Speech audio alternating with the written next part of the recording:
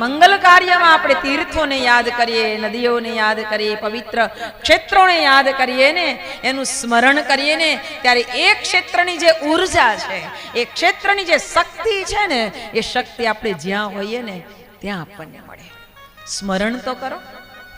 વિજ્ઞાન એટલું બધું આગળ છે, આપણને આ નાની નાની બાબતો ઉપર અત્યારે વિજ્ઞાન શોધીને આપણને બતાવે છે કે તમે આમ કરો. તમે ઘરમાં બેઠા હોય પણ તમે ગમે તેટલા દૂર બેઠેલા આપણા કોઈ સ્વજનને સ્મરણ કરીને તમે અહીંયાથી કાંઈ મોકલવું હોય તો મોકલી શકો છો. આજે આ વિજ્ઞાન કહે છે, પણ આપણા ઋષિ મુનિઓએ તો યુગો પહેલા કહી દીધું છે. યુગો પહેલા કહી દીધું છે કે આપણે કરી શકીએ છીએ, પણ એના માટે મન શાંત જોઈએ. મન શાંત જોઈએ. અને આજે બધું જ છે, પણ મન શાંત નથી. મન અશાંત છે. મન શાંત છે, કોઈનું મન શાંત નથી, ભલે કોઈ ગમે તે કહે. અશાંત મનથી આપણે જીવી રહ્યા છીએ, અને એટલે જ આપણે અડધા તો એમાં જ દુઃખી છીએ. ભગવાને આપણને કોઈ પણ વાતમાં કદાચ કાંઈ પણ અધૂરું હોય જીવનમાં, કાંઈ પણ આપણને અભાવ હોય તો એને ન જોશો. એ બધું આપણા કર્મ પ્રમાણે થયા કરશે. એટલું જ જુઓ કે ભગવાને મને શું શું આપ્યું. જે જે આપ્યું છે ને એનું સ્મરણ કરો.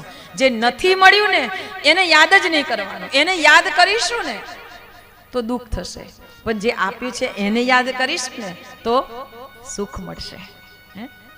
તો આપણને સુખ થશે ને. કેટલું બધું આપ્યું ભગવાને આપણને, એટલું તમે યાદ કરો.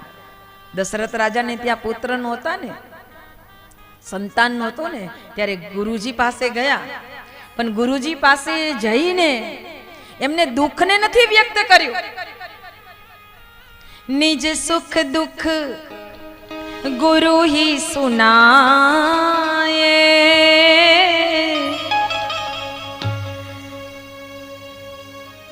કહેવાનો મતલબ કે શાસ્ત્ર અને ઇતિહાસ આપણને પ્રેરણા કરે છે કે કદાચ કાંઈ પણ એવી તકલીફ હોય ને તો કોઈ જગતના લોકોને નહીં, સદગુરુની પાસે જાઓ. અને જઈને પણ નિજ સુખ, પોતાને ભગવાને કેટલું સુખ આપ્યું એને યાદ કર્યું. અને પછી કહ્યું ભઈ ગ્લાની મોરે સુખ દુઃખ સુતનાહી. ગ્લાની ભરીને કહ્યું કે બધું જ આપ્યું ભગવાને મને, પણ મને એક સંતાન નથી. છેલ્લે અને બહુ ધીમા સ્વરમાં જે આપ્યું છે ને એને બહુ ભાવથી યાદ કર્યું. જે આપ્યું છે ને યાદ કરો, એને માનો, એને ઉપયોગ કરો. જેટલો સદુપયોગ થાય એટલો કરો તો જીવનમાં ખૂબ આનંદ મળશે. અને એટલે જ આપણા દુઃખોનું કારણ આપણે છીએ. ભાવથી ને પ્રેમથી પ્રભુનું સ્મરણ કરતા જઈએ. ભગવાન આપણને ભીતરમાંથી પ્રેરણા કરશે.